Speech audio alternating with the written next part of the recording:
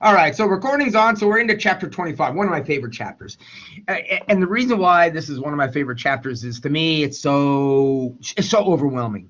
It's like I said to you guys in class the other day, talking about the history of life on Earth, where we are today, 3.5 billion years, 3 billion years after life began. It's like walking into a movie in the last minute and trying to figure out what happened before that. But to me, from a scientific point of view, that's always been the interesting thing about science. The unknown, to me, is much more interesting than the known. The unknown is much more fascinating. So I love talking about this history of life on Earth because while we know a lot of things that occurred on Earth, we can look in the fossil record.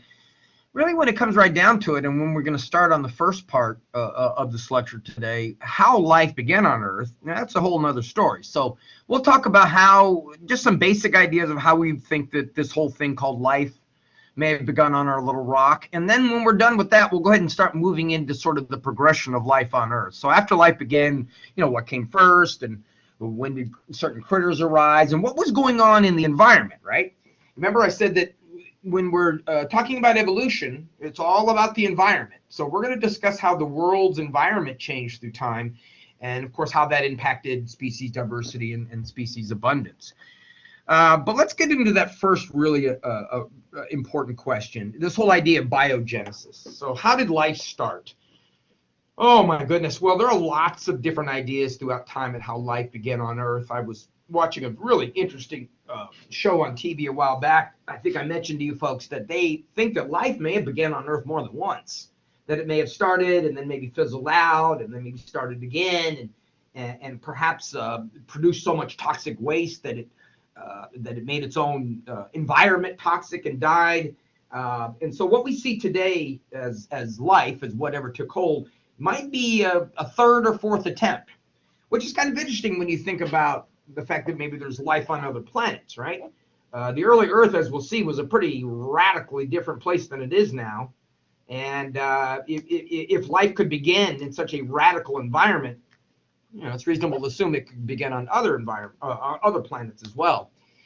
All right, now biogenesis, the beginning of life, how life began on Earth. 4 basic steps, and these are really broad sort of categories here about how this happened. But number one, the first thing we think happened was the formation of organic molecules. All right, organic molecules being those with carbon and hydrogen. And you remember back from Bio 1 why carbon was so important for living things. Remember, carbon has 4 valence electrons, so there's many different things that you can attach to carbon. Carbon has a lot of diversity. You can make lots of different organic molecules at it, right? And then the next thing is, after we have those molecules formed, how do we form bigger molecules? So in the terms that you learned in Bio 1, how do we go from monomers to polymers? And then after that, how do we start packaging these oh gosh, I want to say life molecules, but it's not really life yet. But how do we start packaging these organic molecules? So in other words, we'll look at what a protocell, what maybe was the first cell like. And if you think about it, when these sorts of metabolic activities arose, this beautiful dance of chemistry that is life, if you could confine those reactions into a smaller area, right? Instead of that big soup where, the ocean, if you could confine it into a smaller area, that is a cell, then you increase the efficiency. Because remember from Bio 1, molecules, enzymes, and substrates come together simply because they bump into one another, right? It's all random. That's why when you heat up an environment, you speed up enzymatic reactions. Because when you heat up the environment, the enzyme and the substrate are moving around more quickly. That's just the law of physics, right? And so that increases the probability that they're going to bump into one another. Well, if you were to package those molecules in a smaller area, like say the size of a cell, then obviously you increase your chances of those molecules bumping into one another, right? I use the old analogy, if you were looking for somebody, you have a better chance of finding that person if you were searching for them in a phone booth versus in a gymnasium. Yeah? It's an area kind of thing. So once we get these special macromolecules that are doing this sort of metabolic thing, if we put them together in a protocell, we jack up their efficiency. Because being in a smaller area, the probability of them coming into contact increases. This is what I wonder some of the early life forms that I was telling you about that may have started and then went extinct, or life in general. I always wonder if early life forms arose, but never involved this particular characteristic, never involved the ability to self-replicate. And I suppose it's possible. The characteristics of life today, right, a metabolism and organization, reproduction is one of them too. But who knows? Maybe some of those early life forms didn't reproduce. Once these cells arose, they lived, and then they died, and that was it. Maybe that's why some of the early life died off. So we'll talk about how we think these early molecules self-replicated. Now, if you're thinking about self-replicating molecules, there is one you're real familiar with from Bio 1, right? Do you remember the molecule in Bio 1 that has that unique special property by which it can make copies of itself, by which it can self-replicate? What molecule am I talking about? It's a unique property among molecules. You put a bunch of water molecules into a glass, they don't self-replicate. You got 1 million water molecules in a beaker. There's no reason to believe there'll be 2 million when you come back in a certain period of time. But there was one molecule you talked about that had that very unique ability to make copies of itself. You remember which one that was? Oh, none of you took me for Bio 1, so can't go back and change your grade now, can I? What was that molecule? Think about, toward the end of the semester when you were talking about meiosis and mitosis. What's the first step that happens in mitosis or meiosis? What's the very first thing that goes on?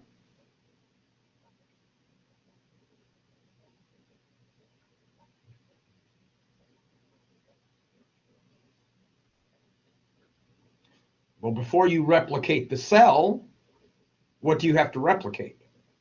Go back and think about mitosis again. There were 2 major steps to mitosis. The cell divides, but before that, what divides?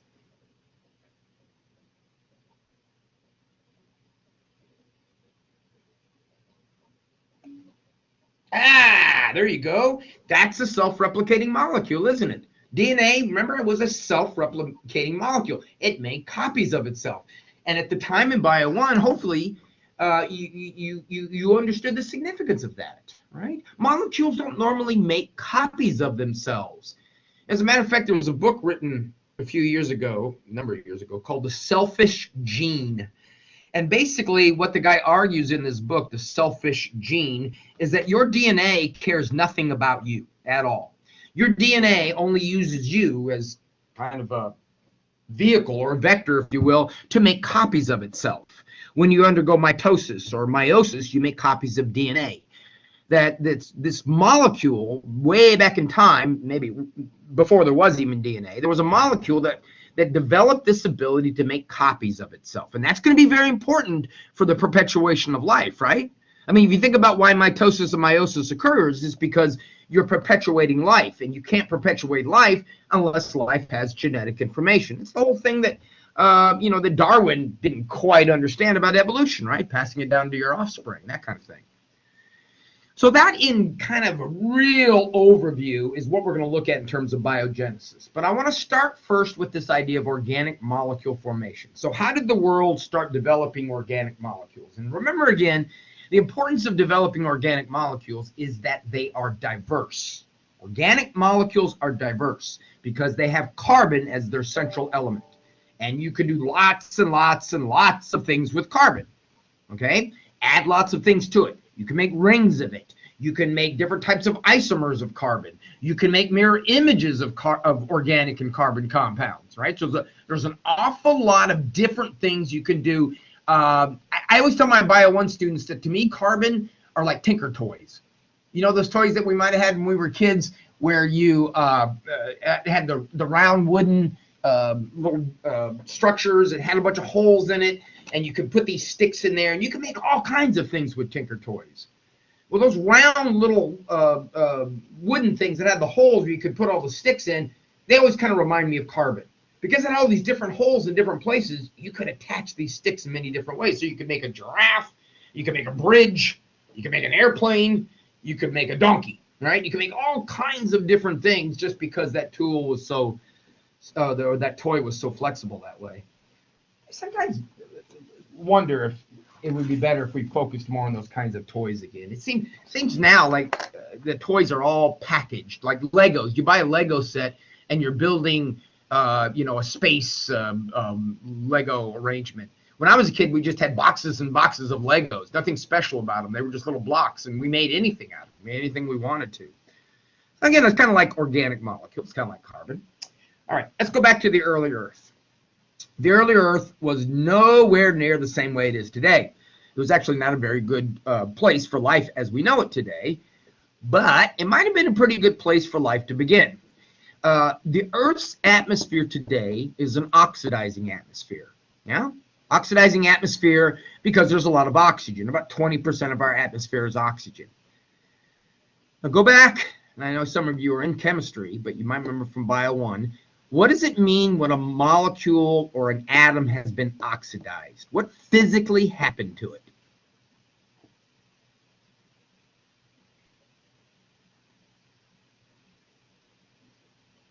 What's the definition, chemically speaking, of oxidation? You might remember the counter to that is reduction. You lose electrons, right?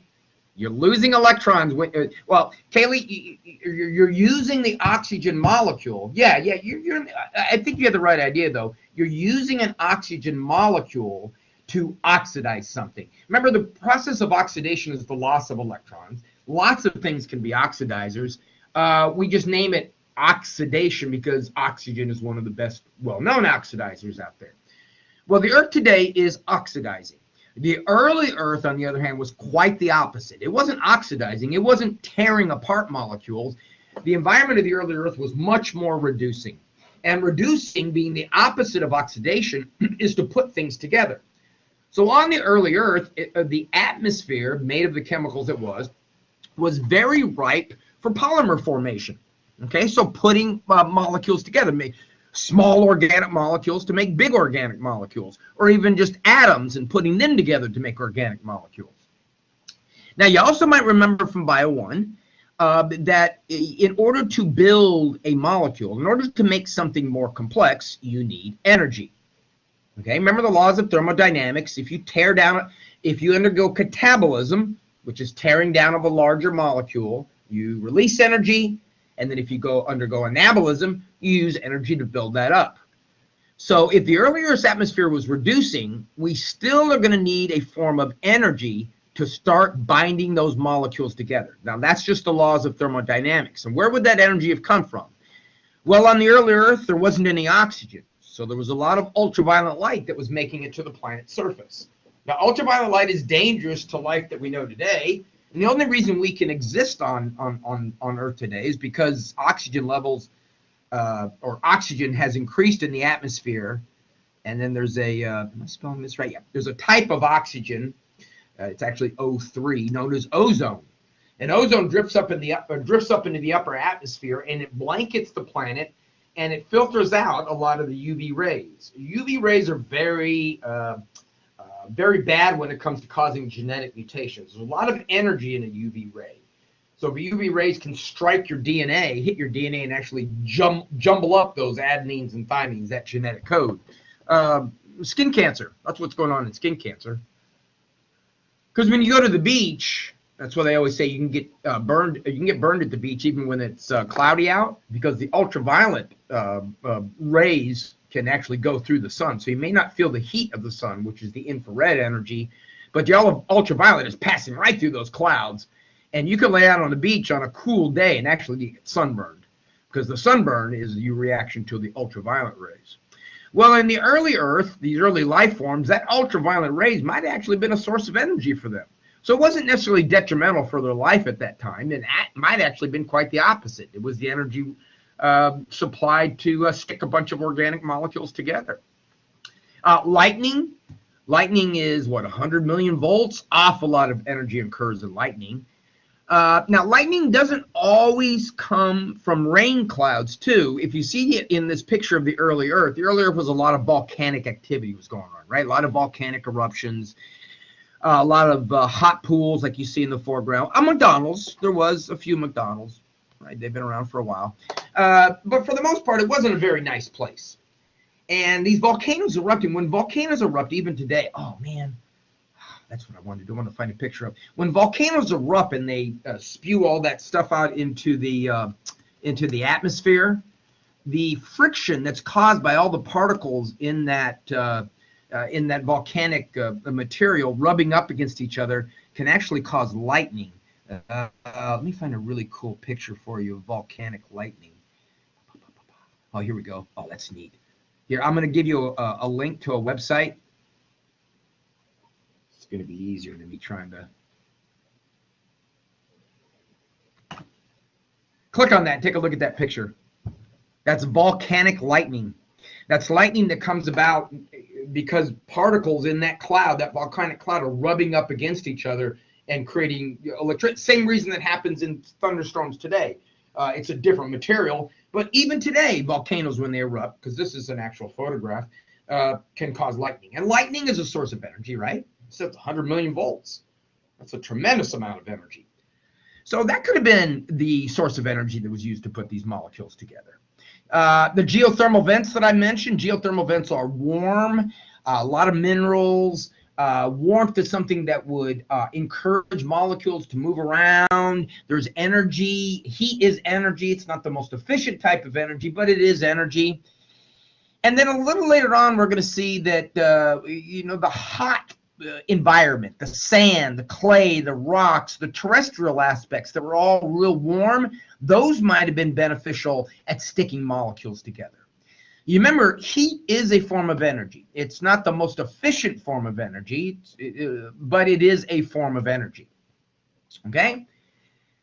Now, spontaneous generation, when scientists first started at it many years ago, spontaneous generation was kind of the rule of thumb. We thought that life sprang from non-life.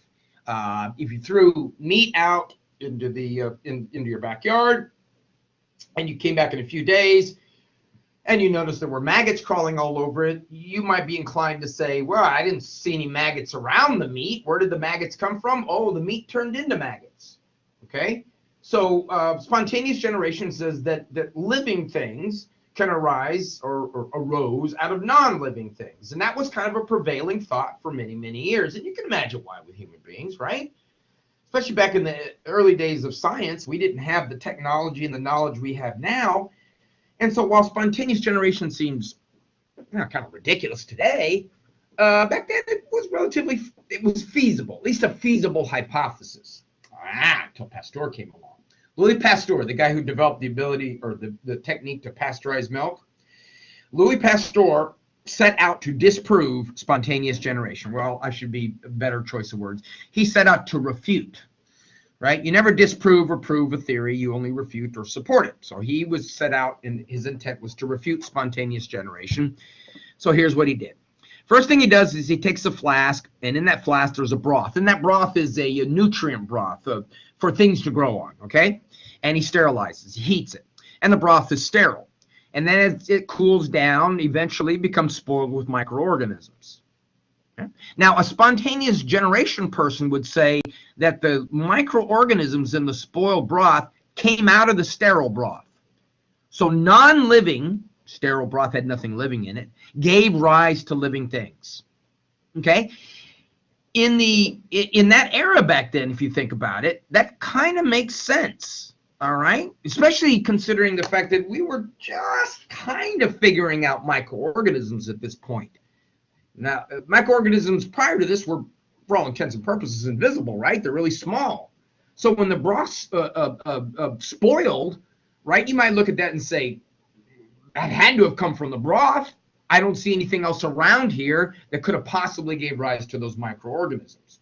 Okay? All right, here's what Pasteur does. In panel number 2, he sterilizes the broth, but this time he seals it off. You see, Pasteur had an idea in his hypothesis that the microorganisms don't come from the broth, they come from the environment.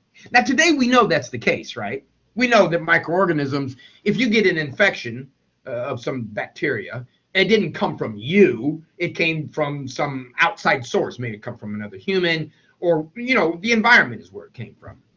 So Pasteur says, well, if I sterilize the broth and then I seal it, right, and nothing from the outside can get in, then that should give me pretty good idea that I can refute spontaneous generation, because if indeed the sterile broth gives rise to the microorganisms in a sealed flask, I should still get spoiled broth.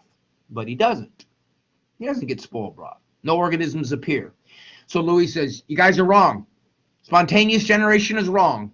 I just supported the idea that you're wrong, or I refuted spontaneous generation by showing you that sterilized broth, when it's sealed, because in my opinion, what's going on is whatever is spoiling that broth is coming from the outside. Well, scientists, excuse me, scientists are very apt to find mistakes in other science work. It's not because we're trying to be jerks about it, but that's how you keep science honest. That's what we mean by this whole idea of peer review. That's why when people make comments, 97% of all published climatologists, folks who have been published in peer-reviewed journals, scientific journals that other scientists have critiqued your work, when 97% of peer-reviewed published climatologists indicate that global climate change is caused in a big part by human beings, you have to kind of accept that. These are scientists who have done a lot of work on this. And as I said, they published a lot of papers and they've ripped each other apart. And nonetheless, they found that there's some commonality, some common truths that occurs. So that happened with Pasteur as well. Here's what the critics said in number 2. No. That doesn't prove that spontaneous generation doesn't exist. For example, the organisms, the microorganisms that come out of the broth that's been sterilized, they're there, but they might need, for example, air. Maybe they need oxygen. So what you've done there, Pasteur Louis, is when you, his name is Louis Pasteur, when you sealed it off like that, yeah, I ran out of the calculated by Republicans. Yeah, because he's a scientist, of course. I always love that about politicians and spokespeople. I don't know anything about climatology at all. I'm not a climate scientist, but I think that global climate change is a hoax. All right, so you admit you know nothing about it. It's like going to your cardiologist and him telling you, you need a triple bypass surgery, and say, you know what?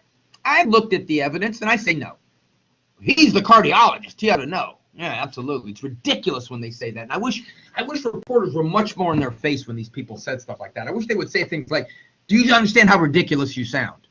Do you understand how ridiculous you sound when you say, I'm not an expert on this whatsoever. Hi, Savannah, how are you? But nonetheless, I'm disagreeing with 97% of the scientists out there. Yeah, that's not true. Point sense. 97%. All right. Now, the aspects of it and the particulars of it might be argued. Yeah, chapter 25. That's where we are. So Pasteur takes his argument and says, okay, let me see what I can do. So next time he does it, he makes the flask, but then now it's got that swan neck. And a swan neck in the flask works like the trap in your sink, right? The trap in your sink, the water can go through, but anything that's heavier, if you've ever lost a ring or a piece of jewelry down the sink, you know that oftentimes you can find it in the trap. Right, this part right here, because the heavier objects won't make it around the corner there. They're usually settled down in that trap. So Pasteur had the same idea. What I'm doing here is I'm letting the air in, he says. Okay, so no problem with that. But the microorganisms, which are heavier, relatively speaking, they can't get by because they get caught in that trap. All right, so he puts that in there, lets the air in, satisfies his critics that you are allowing these organisms atmosphere to oxygen or to whatever they need to survive. But when he boils the broth and leaves it sit for a while, it still remains sterile. So now what you got to say there, critics, right? I mean, everything that those microorganisms that you say might possibly need from the environment is available to them. There's no reason why gases can't exchange to that neck, that trap that's in the swan neck. But his contention was the reason why it doesn't spoil is because something else coming from the outside can't make it through that trap. Pretty clever, huh? Now, Pasteur goes to the next step. This is the brilliance of some of his work. He says, all right, I'll make a prediction. That's what you do in science, right? Once you collect enough data, you can make a prediction. You say, I'm so certain that the organisms came from the outside that here's what I'm going to do. I'll break the top off of that flask. In other words, I'll break that trap, that swan neck off of the flask, and the flask, the broth in there spoils, right? Demonstrating once again that where those microorganisms came from in the spoiled broth wasn't from the broth, they were from the outside. So this is Pasteur's work, this refutation of spontaneous generation. All right, so by this point, spontaneous generation is accepted as an old theory that has been disproven or refuted a number of times, and today I don't know of any serious person who believes that spontaneous generation occurs. All right, now, how did we make these original organic molecules? Remember back in that slide I started, I said the first thing we're going to talk about is how do we form organic molecules? How do we get organic molecule formation? Well, back in 1953, a couple of guys named Miller and Urey devised an experiment where they tried to mimic what the early Earth was like, the conditions on the early Earth. And they said, in a laboratory, and they said if we could do that, maybe we can generate some of these more complex organic molecules. All right, so let's take a look at their setup here. The big glass sphere in the upper right is going to represent the Earth's atmosphere. Now, remember, not the Earth's atmosphere today, but the Earth's atmosphere as it was when it was a reducing atmosphere. So in the early Earth's atmosphere, we had water, nitrogen, ammonia, methane, hydrogen, carbon monoxide, carbon dioxide, no oxygen, right? No oxygen in there at all. The little electrodes that you see, they're the energy. In this case, they might simulate lightning. All right, so you got this reducing atmosphere. You got these individual molecules. You got the energy from the lightning. Now, what you let that do is you let the lightning impart the energy into that globe up there where those gases and that water is found, and then you let that cool back off, and down at the bottom, what you see are some small organic molecules. Now, you let this run many, many cycles, by the way. Now, I'll come back to the organic molecules in a second. Let's just keep on following. So then we got the ocean down here in the lower left. So out of the atmosphere, these organic molecules are rain down into the ocean, and then the process is repeated as the ocean evaporates, okay? So after running this through many, many, many, many cycles during 1 week, they actually began to get some organic molecules, including amino acids. Now remember, folks, amino acids are the building blocks of life, right? Everything on Earth uses amino acids as their basic monomer for building up structure. So that's kind of interesting. That's a relatively complex organic molecule. Now, there's been some other theories out there. There's one that I actually find kind of fascinating, is known as panspermia. Panspermia says that comets or asteroids or other planetary bodies traveling throughout the universe might have actually seeded planets with organic molecules. So maybe the organic molecules that we have here on Earth, the original ones, may have come about through this Miller-Urey experiment, but they may have come about through a process by which we got hit by an asteroid, and on that asteroid there were some of these or amino acids or these organic molecules. That's not so far-fetched. They've done some analysis of asteroids and found out that on some asteroids you can find some relatively complex organic molecules, including amino acids. So this panspermia, pan is widespread, and spermia is, it's spreading its seed all over the universe. I think that's kind of neat, because to me, that says, why would we be the only planet that received this panspermia seed, huh? Other planets and other places out there presumably could have done that. We've talked about, I was talking with a couple of you after class the other day about the probability of life on another planet, right? Now, you think of all the planets out there. What do they say? There's more stars. Hi, Ace. There's more stars in the universe. Yeah, more stars in the universe than there are grains of sand on all the beaches on Earth. Chew on that for a while, right? And many of those stars have planets around them. And so if you do the number and the probabilities game, yeah, no problem. If you do the number and the probabilities game, then you could easily suggest that, well, there are very good chances there's life out there. Now, whether it's intelligent life like us, I don't know. But microbe life, oh, yeah, absolutely. I think they'll probably find life on another planet, microbe life, within my lifetime. It'd be cool if they did. Especially like on Mars. We think that Mars had life at one time. We think that Mars may still be harboring life. Microbial life, and some of the moons of Saturn and Jupiter have been implicated. Yes, they did, Kaylee. Organic molecules like amino acids came from this experiment. That's right. That's what I'm saying. And this experiment, like I said, was intended to simulate what the early Earth was like. Yeah.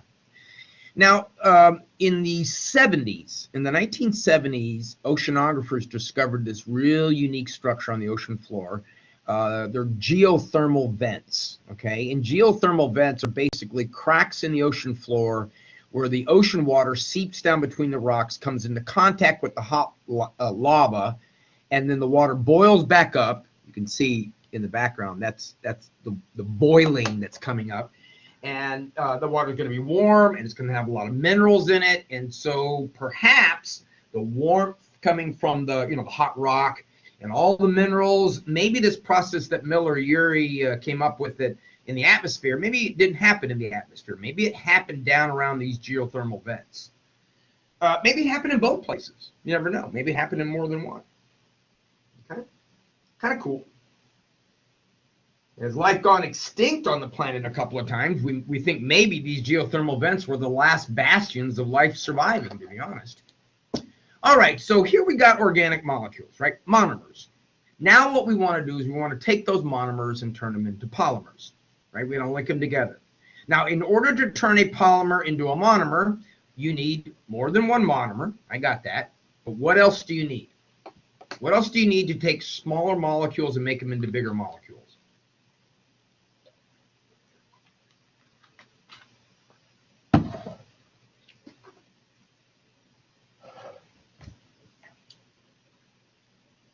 So anabolism, anabolic processes require what?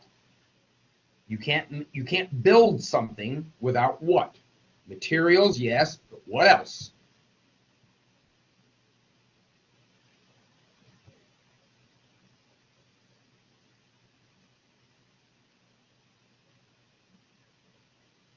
Am I phrasing the question wrong here, folks?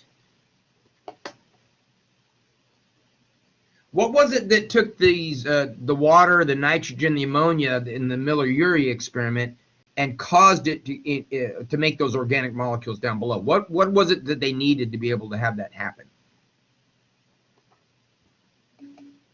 Energy, heat. Yeah, there you go. Heat, energy. Heat is energy again. So you need some form of energy to stick those together. All right, so we have these small monomers. Now, on the early Earth, a lot of lava, a lot of volcanic activity, a lot of hot places. A lot of hot places that, for example, were very near the oceans. This is actually a picture, I think, from Hawaii of lava flowing into the ocean. So if you think about all these organic molecules being in this soup in the ocean, maybe splashing up onto these hot surfaces. Now, probably not onto the molten rock. That might be a little bit too hot. But onto some of the hotter sands or rocks or other structures that are around that lava flow, that heat would have potentially been enough energy to start sticking these smaller monomers together to make polymers. For example, polypeptides. Remember I said in the Urey-Miller experiment, they made amino acids. So now we link amino acids together and we make polypeptides. And not only do we suspect that happened in the past, one of the reasons we do is we can do that now today. We can go into the laboratory today and drip solutions of monomers onto a hot surface, sand or clay or whatever, and we can actually, the heat from that surface provides the energy to link those molecules together. And since the early Earth had a lot of these really hot places all over it, and there was water splashing up on it, you can see quite clearly that you'd set up a situation where these organic molecules would have had the energy from the heat to perhaps form polymers. Okay? All right, now, how can we increase the efficiency of these molecules? Decrease the area in which they occur in. Instead of these organic molecules being just spread out throughout the entire ocean, what if we had those organic molecules packaged into something? Remember I was saying it's like trying to find somebody in a phone booth versus trying to find them in the gymnasium. Well, protocells are aggregates of abiotically produced molecules. And one of the protocell's abiotically produced molecules might have been something similar to this one. Actually, I just drew two of them. Remember? Phospholipids? Cell membranes are all made up of phospholipids, aren't they? This is actually a picture of something called a liposome, right? This is an actual microscope photograph of a liposome that's been produced in the laboratory. And notice there's some interesting things about this liposome. For example, number one, it has a selectively permeable bilayer membrane. Liposomes are not alive, folks. These are artificially created bubbles, if you will. But they have a selectively permeable bilayer membrane, just like cells do. And they can, I put reproduction in quotes because it's not really reproduction, of course, but they can bud off and form other cells. So if we think that in the past, some abiotically produced molecules were able to form these protocells, proto means before, it's not a living thing yet, then what we've done is we've taken those molecules that are working together in metabolism and we've confined them to a much smaller area, thereby increasing the chances they'll come into contact with one another. Now, we have no evidence for what I'm going to talk about next, but we've been able to do it in the laboratory. The green is a protocell, not a living organism, a protocell. If we add a couple of things to the environment with the protocells, now where did these couple of things come from? Well, you know, that's all part of the science. That's something we'll have to look at. Specifically, if we added glucose phosphate and we added a couple of enzymes, phosphorylase and amylase. Now, phosphorylase and amylase are enzymes, and I'm sure you remember enzymes are proteins. And so if we've been talking about linking amino acids to make polypeptides together, like when you splash up on the hot rock, you know, it's reasonable to assume that maybe sometime in the past, some of those proteins became enzymatic. Remember, enzymatic proteins are proteins that catalyze a reaction. They get a reaction to occur more efficiently. So what they've done in the laboratories is they take these liposomes, they throw in a little glucose phosphate, they throw in a couple of those enzymes, and we get a very basic type of metabolism, right? This is metabolism. Glucose being turned into starch. You're building up a molecule, right? And then that starch gets broken down into maltose. So it's basically kind of what you're doing in your body, right? In a real simple form. The phosphorylase is using the glucose, sticking them together to make a starch, and then amylase comes along and tears apart that starch, turning it into maltose. Maltose, if you remember, is a disaccharide. Starch is a polysaccharide. And you remember your laws of thermodynamics again, folks. When you break down larger molecules to smaller molecules, when you take a polysaccharide and you chop it up into mono or disaccharides into smaller pieces, you release energy. So it's metabolism. That's what your body is doing, right? When you eat food, when you eat starch, I went over to Nature's Table, had a sandwich today, had a wheat wrap, a lot of starch in there, okay? So my body right now, I don't have protocells, but in the cells of my body, they're taking starch in the process of respiration, which you all are familiar with, adding some enzymes and breaking that starch apart and releasing energy. And I'm using that energy to make ATP. Now, we're not making ATP here, but you can see you can get a very basic type of metabolic activity occurring in these liposomes just by adding a few things. So we're pretty close to an organism that has this ability, or excuse me, not an organism, thing. Pretty close to a thing that has this ability to carry out very simple metabolic processes. One of the other reasons we believe that liposomes may have been these first protocells was back in the early Earth, there was a lot of, well, there is today too. It comes from the weathering of volcanic ash. But there was this stuff called montmorillonite clay. Montmorillonite clay is from the weathering of volcanic ash. And what they did in the laboratory is they put in some precursor molecules to make these protocells, like you see down below, right? They put in these precursor molecules to make these protocells. They did it with and without the montmorillonite clay. So if you notice in the red, if you just have the precursor molecules, the rate at which we're forming vesicles, that's a vesicle, folks. Vesicle's a sac, increases slowly. However, if you add that volcanic ash, oftentimes what volcanic ash or little bits and particles of things will do is cause other things to clump to them. don't know if you guys are familiar, probably not in Florida, you wouldn't be. But out in the Midwest, if they want it to rain, one of the things they can do, like if the farmers' crops are suffering, is they seed the clouds.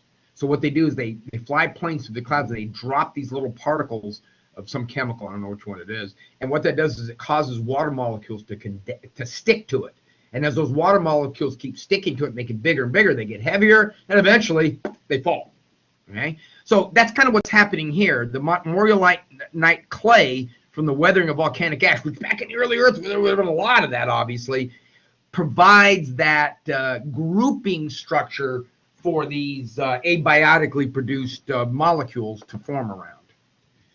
So again, we kind of add what we know about the early Earth and say, all right, if there was a lot of this clay around, and we have these liposomes that we can prove in a laboratory that having that clay speeds up the production of liposomes, well, okay. Maybe we see a way by which early cells begin to arise. Now, of course, as I'm going through this, folks, I am skipping an awful lot of the details, right? As a matter of fact, some of the details I'm skipping, I'm not so sure they're aware of yet, or they have knowledge of yet. I mean, once again, we're trying to walk in on the movie at the very end, and we're talking about some things that are, really, they occur, but they have to have just the right circumstances. Okay, now finally, the last thing that we have to really have a living organism is a self-replicating molecule. And we talked about that. DNA is a self-replicating molecule, but the first self-replicating molecule on Earth was probably not DNA. It was RNA. We're pretty sure it was RNA, actually. So metabolism and inheritance is the key for life. It's essential for living organisms. And in this early Earth, when it was just RNA, some of these RNA molecules could have formed ribozymes. Like this is actually a molecular structure of what's called the hammerhead ribozyme. Now, a ribozyme is a sequence of RNA, okay, but it has catalytic activity. That's why it says zyme, like enzymes. So it has the ability to catalyze reactions. And one of the reactions it had the ability to catalyze was making copies of itself, the RNA. So ribozymes could be used to replicate RNA, making copies of itself. Essentially starting on the path of reproduction, right? Just like we talked about at the beginning with mitosis, you got to duplicate the chromosomal material, and then you can duplicate the cell. Here we got a really good idea or a theory about where we think those self-replicating molecules may have come out of. And then fast forward to today, right? So that is just a brief overview, but in general, we think that's what should have happened. We should have been able to form organic molecules, stick those molecules together, and then package those molecules in a smaller area so that they can increase their chances of running into one another, and then have them make copies of themselves. And if you think about all that, that's kind of what life does, right? Okay. Next couple of slides I'm going to go through real quick because I know you've seen it before, but it has to do with how we date the fossil record. You remember we date the fossil record by finding what the percentage of the isotope is that's left. So if we are using carbon-14, and carbon-14 is only good for less than 100,000 years. If we use carbon-14 to date things, what we're saying is as an organism, the longer an organism is dead, okay, the longer an organism is dead, the less carbon-14 isotope it has in its tissue. We all have some carbon-14 in our tissue, folks. Most of the carbon in the world is carbon-12, but some of it's carbon-14. So when plants undergo photosynthesis, some of the carbon they use that they fix in the dark reactions is carbon-14. When you eat those plants, you incorporate some of that carbon-14 in your body. Now, after you die, that carbon-14, being an isotope, is unstable. It breaks down. Certain isotopes, radioisotopes, or radioisotopes in general, have what we call a half-life. Okay? And a half-life says, how long does it take for half of the radioisotope to decompose? Okay, so if we were using really simple numbers, let's say that when an organism died, it had 1 kilogram of carbon-14 in its body. It would have nowhere near that much, but it's a nice round number. We come back sometime in the future, and we dig this organism up, and we find out that it only has half the amount of carbon-14. It's only got half a kilogram from what it started with. If we know how long it took to decompose that kilogram into a half a kilogram, we can tell how long that organism's been dead, right? That's the whole point of a half-life. Carbon has a half-life of 5,730 years. So if we examine the organism and it's got half the carbon it had when it died, it's been dead 5,730 years. If it's got half of half, or a quarter, it's been dead 2 half-lives. And then if it's got an eighth, it's 3 half-lives. See how that works? So what you do is you analyze the amount of radioisotope that is left. If you know its half-life, you can then do the calculations and figure how long ago that organism lived, or how long ago that organism died. Now, carbon-14 is best used for relatively young fossils, 1,000 to 100,000, so about 75,000 years. And that's fine for recent evolutionary organisms, right? If we're looking at the fossil record, but it's certainly not going to do anything to the dinosaurs. How long ago did the dinosaurs die off? Longer than 75,000 years?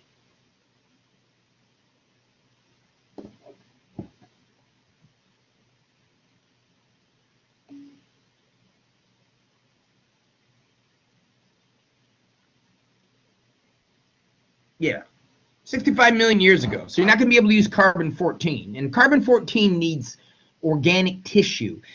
When fossils are formed, what happens in older fossils is the actual organic tissue gets replaced by minerals. So when you're looking at the fossil of a dinosaur, it's a rock, but it's rock material that has replaced the bone. Okay, so when we're dating things that are much older than 75,000 years, we don't date the organic material, because there is none anymore. What we're dating is actually the rocks. You can also date rocks. So dating rocks, and of course, remember the fossil record, we find fossils in different rock layers. So if we found some critter down here, if we know how old the rocks are, X billions of years or millions of years, we know that that organism lived that long ago, right? And dating the rocks, they use things like potassium-40 or uranium-238, which has half-lives on the order of billions and millions of years. So they're good for dating things from the very beginning. Okay? And this timing is what allows us to put up charts like that. Okay? Now we're going to go through each one of those as we start talking about these different organisms, getting into more detail. But we go back, the origin of the Earth about 4.5 billion years ago. Oldest known rocks are about, I think they're even older than that, though. I think they found some that are closer to 4 billion years. If you think, what do you mean the oldest known rocks aren't all rocks old? No, rocks get recycled, folks. Tectonic activity, rocks get deposited into the inner Earth, and they get boiled, and they come back out again as lava. But there are some areas on Earth today that those rocks have not undergone that tectonic activity. They're the way they were. They were formed 3.8 billion years ago. Australia has a couple of outcroppings. Greenland has a couple of outcroppings of rock that are around from the original days on Earth. Prokaryotes appear first. I'm going to run through this relatively quick because we are going to go into each one of these in more detail, but I want to give you a nice overview.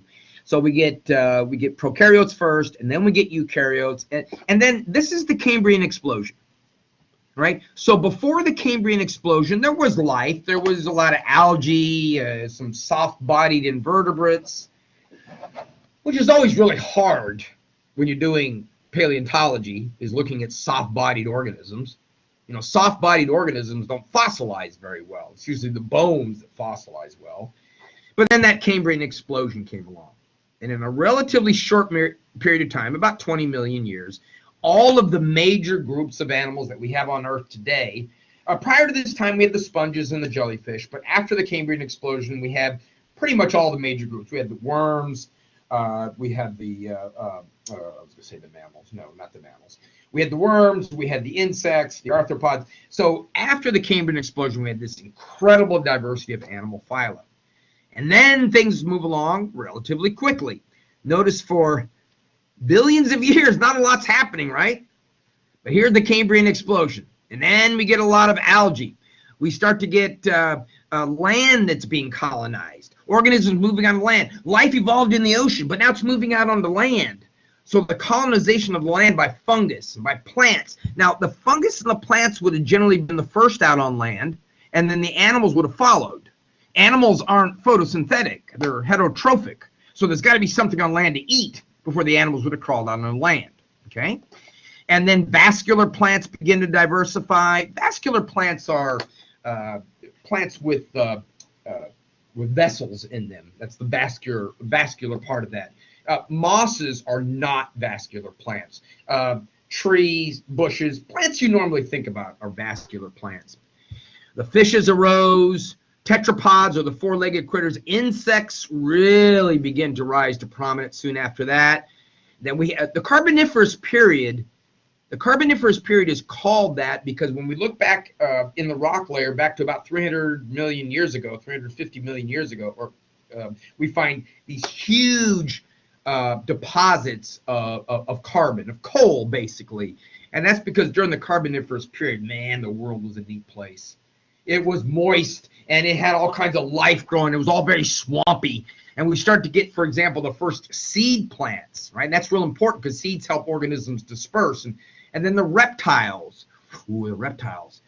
Amphibians begin to dominate during the Carboniferous because it was a swampy area, but reptiles begin to show up on the scene. Now, if you think about the evolution of life, reptiles were sort of the next logical step after amphibians. Okay, amphibians have a dual life. They live on land, but they have to go back to the water to lay eggs. Reptiles broke that connection. Reptiles don't have to go back to the water to lay eggs. So now, with all the land available to them, they were able to spread out. Okay. Then we had a big extinction event that occurred right at the Permian, right here. And then soon after that, we start moving into radiation of the reptiles. Most groups of insects, lots of extinctions occurred. We'll talk about why that extinction occurred during the Permian. There was some changes in the environment. And then you probably know what's coming next. The dinosaurs, right? Mesozoic is the dinosaur era.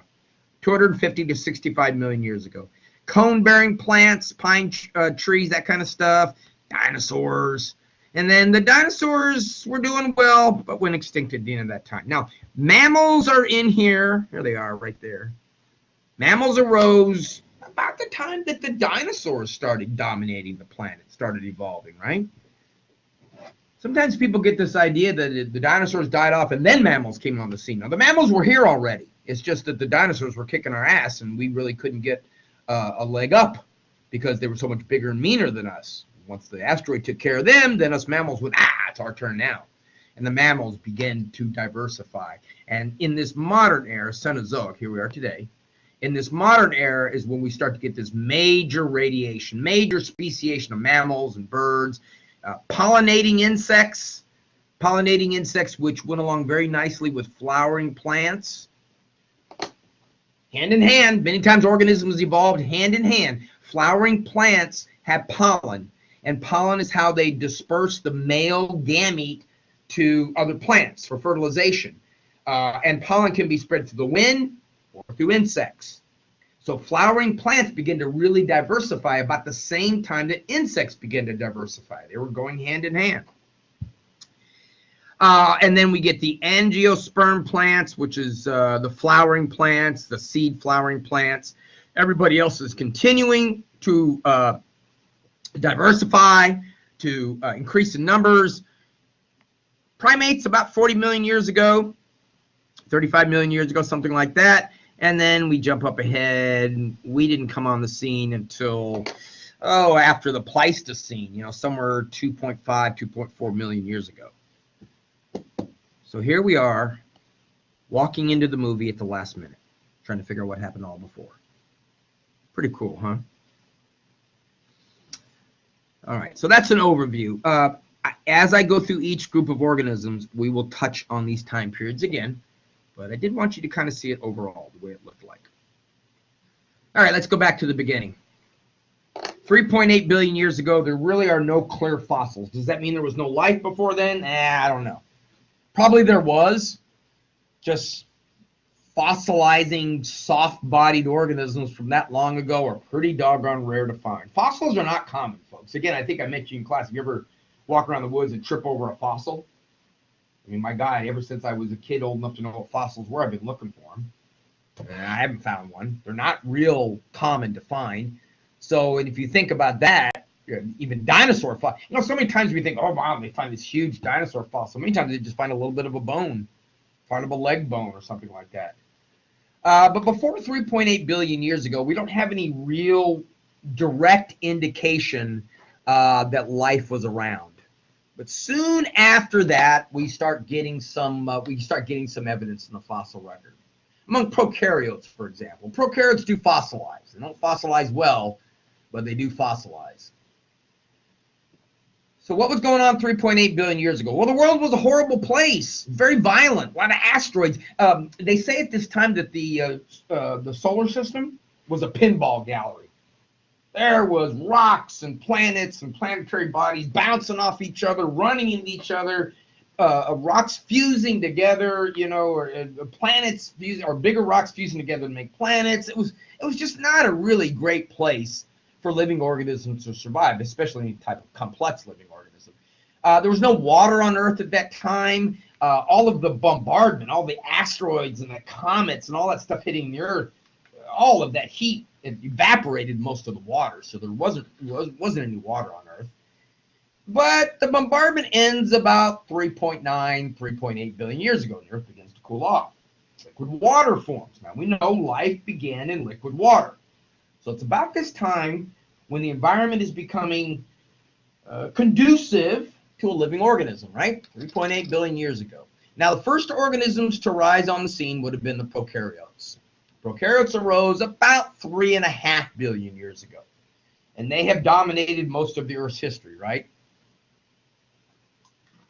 There are more prokaryotes on Earth, just in mass, than there are all other critters combined. If you took a scale and put all the prokaryotes on one side and put all the eukaryotes on the other side, the prokaryotes would weigh more collectively. There's a bunch of prokaryotes out there.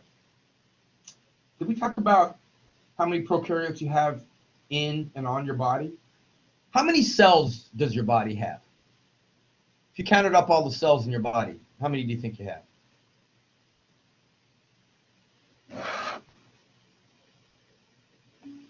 Well, it's a good guess. I think it's something like 1 trillion, I believe. We have 10 times that many prokaryotes living on and in our bodies. So for every cell of yours, there are 10 prokaryotes living in or on your bodies. Now, we don't want to get germophobic here. Remember that prokaryotes, there are some that cause disease, but for the most part, prokaryotes leave you alone. They kind of do your thing, and they kind of do your thing. They do their thing, we do our thing. It's really only the ones that causes disease that get the press, right? The bad boys are the ones who get the attention. The tetanus, the plague, those kinds of things. All right, very early on, there was a wide divergence that occurred between these prokaryotes. Very early on, they diverged into the two domains that you learned about in Bio 1. They diverged into the archaea, which I always like to call the extremophiles, or the X Games of the prokaryotes. Archaea love extreme conditions. They can live where it's really hot. They can live where it's really salty. They can live where it's very acidic. The reason why I'm emphasizing that, if you think about the early Earth as being not quite as nice a place as it is today, these early prokaryotes, they may have been the ones, these Archean prokaryotes, they may have been the ones to kind of get a foothold on Earth, right? Since they can live in such drastically violent conditions, perhaps they were the ones that were the first ones on the planet to be able to survive.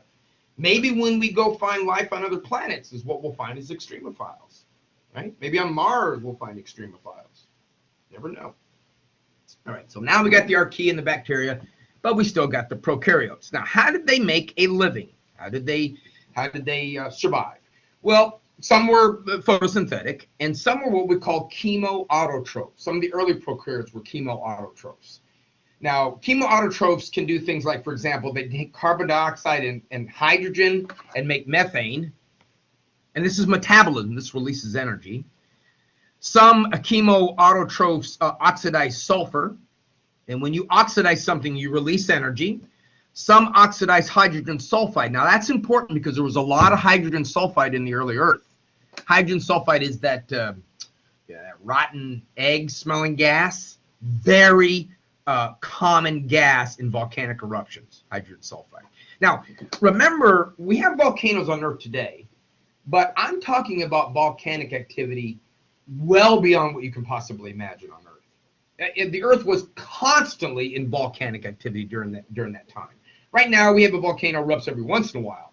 Back then, it was pretty much the common norm. The whole planet had these volcanoes. There was plenty of hydrogen sulfide, plenty of that memorial-like clay, too, to make those precursors, right? Oh, even better. What I'm trying to show you here with these early prokaryotes is they were pretty hardy at figuring out how to survive. Some of the early prokaryotes actually could oxidize iron for energy. Essentially, when you eat food, you're oxidizing it. So what we're saying here is some prokaryotes could actually eat iron. That's neat, isn't it? Now, we weren't really sure about that until Ballard discovered but located the Titanic. This is the Titanic. Titanic is about 2 miles down, well below the depth that things can photosynthesize. There's no light 2 miles down. But this organism you see up here is a prokaryotic organism they found on the Titanic and no place else. All right? Got to really... see if I can remember. See if I can spell it right. But the scientific name is Halomonas, and the species name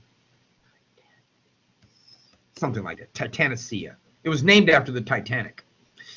The bacteria that I'm talking about, Halomonas titanacea, that lives on the Titanic, is an iron oxidizer. It is actually digesting the iron in the plates of the Titanic and surviving. Come on. If you can live on rock, if you can live on mineral, if you can live off iron, there's a lot of iron in the early Earth. If you have found a way to do that, then you could survive, couldn't you?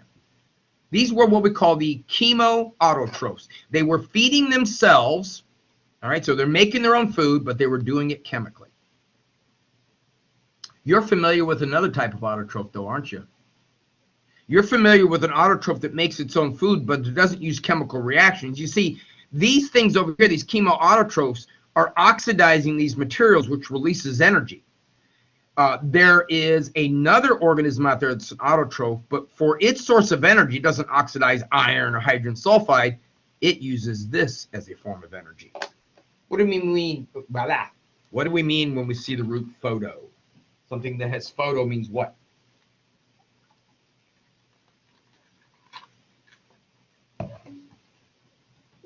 Light. Yes, and light is a source of energy.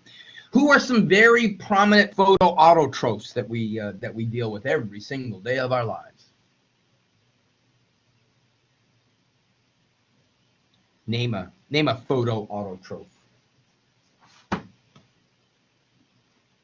I'll name one for you. One of my least favorites. Plants, right? Brussels sprouts. How many of y'all like Brussels sprouts? I hate Brussels sprouts.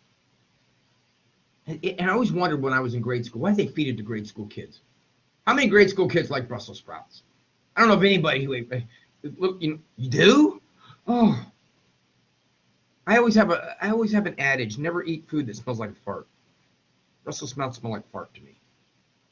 Sorry for those of you who like Brussels sprouts. My wife says, "Oh no, you make it with bacon and you do it this way." She likes them, and she does it for me. And I'm like, "No, still tastes like a fart. I can't eat this thing."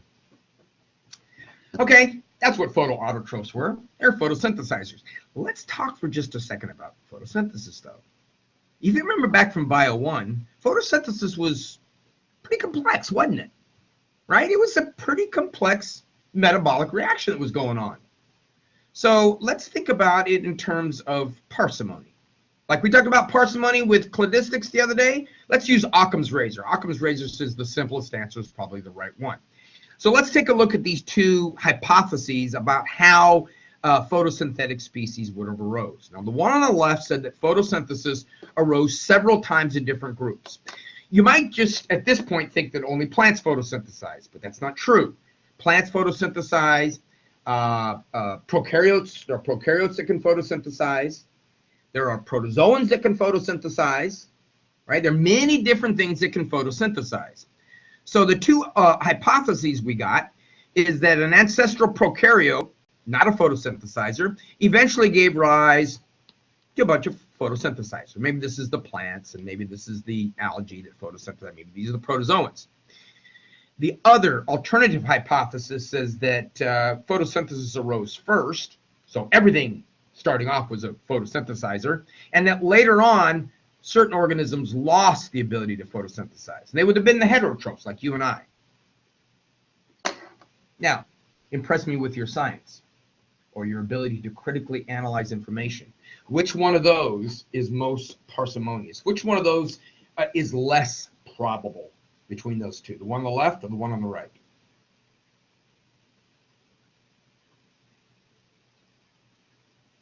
Remember what I said about parsimony. The simplest answer is probably the right one. Photosynthesis is a pretty complex process. Keep in mind that plants also respire, right? They photosynthesize and respire, whereas, of course, we just respire. So between those two, photosynthesis arising in half dozen or so times in different lineages, or photosynthesis arising in other critters losing the ability to photosynthesize, which one do you think makes more sense?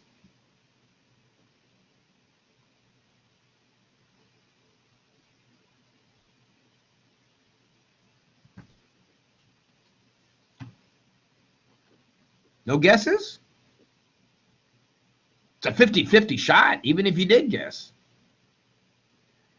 All right, give me a thumbs up or something if you believe that the one on the left is the most parsimonious or the most probable. Okay, how about the one on the right?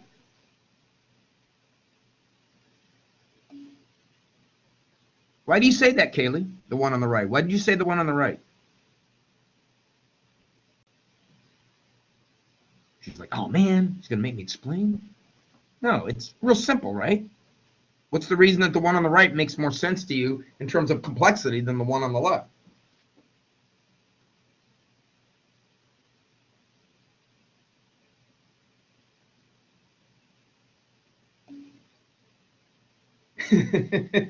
I can appreciate that.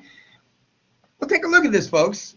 The one on the left is less probable. What we're saying is that photosynthesis, that really unique, very special process that occurs in plants, would have arose separate times in different lineages.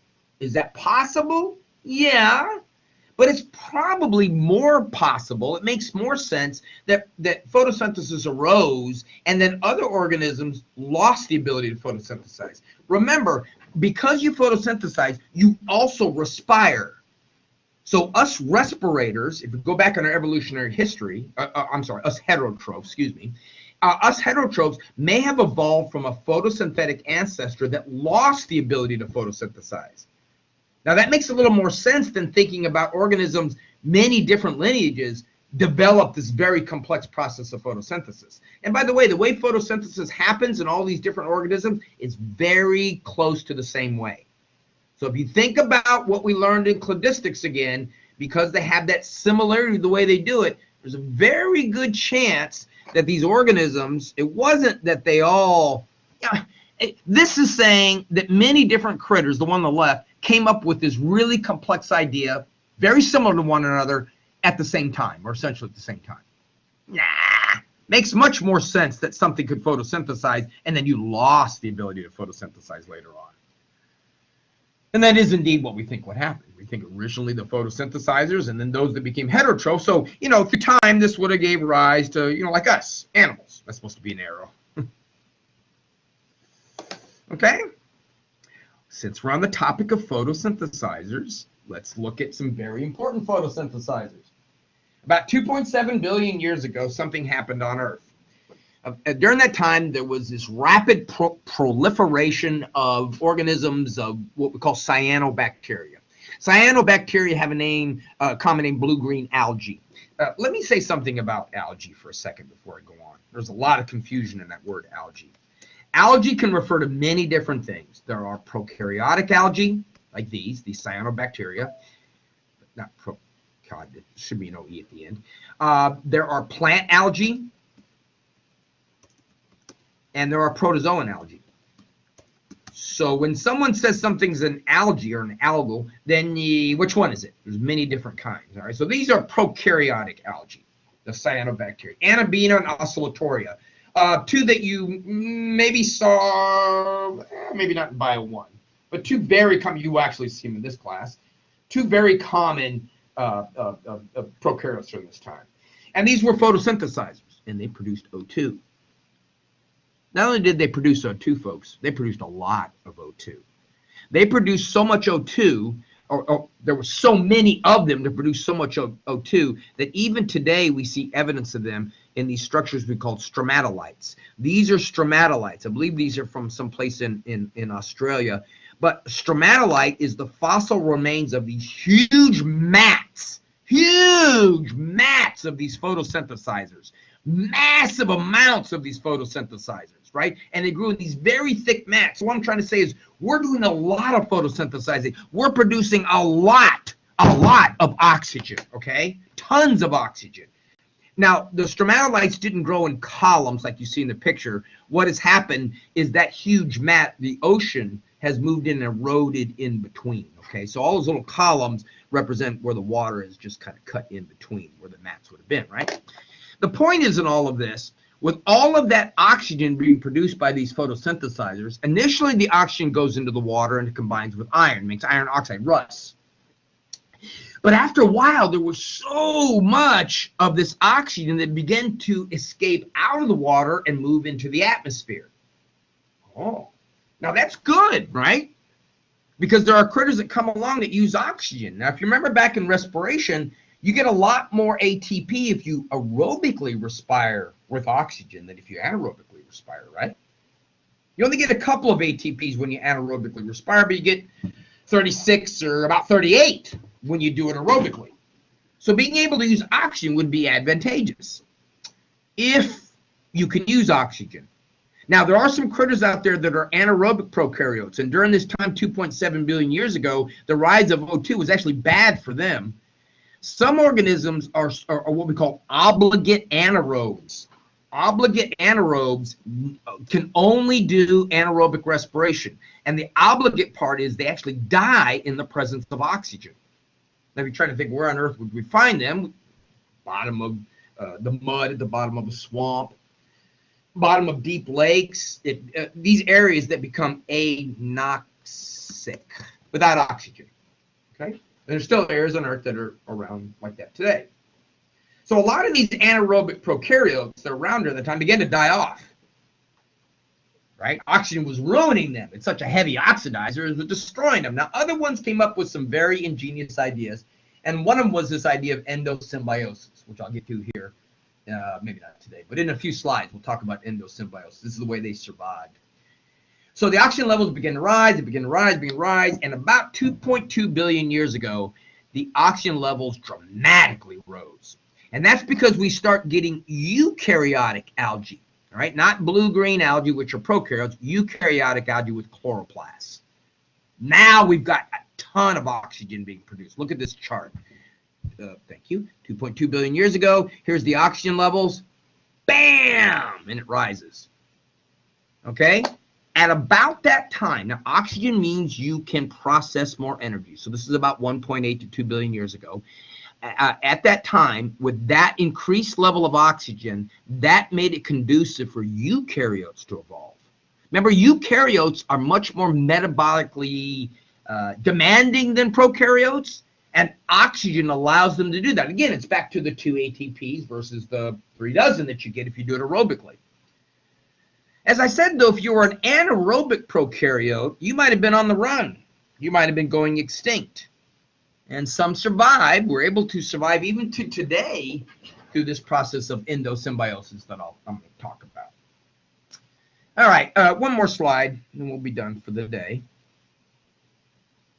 So about 1.2 million years ago, we start to see fossil records of possible multicellular eukaryotes about 1.8 million years ago. But about 1.2 million years, 1.2 billion years ago, we really have much greater evidence of the fossil record of eukaryotes. And eukaryotes allowed for a lot more complexity in forms. They developed organelles, right, which prokaryotes lack. Eukaryotic cells had a cytoskeleton. And if you remember from Bio 1, one of the things the cytoskeleton helps organisms do is engage in endocytosis. This picture you see down there. So during this time, about 1.2 billion years ago, eukaryotic cells began to have this ability to engulf things. All right? And eukaryotic cells have a strong propensity to engulf these things. You know what? I do have one more minute, and this would be a great place to stop, so I do want to go to the next slide. So think about the endocytosis thing again.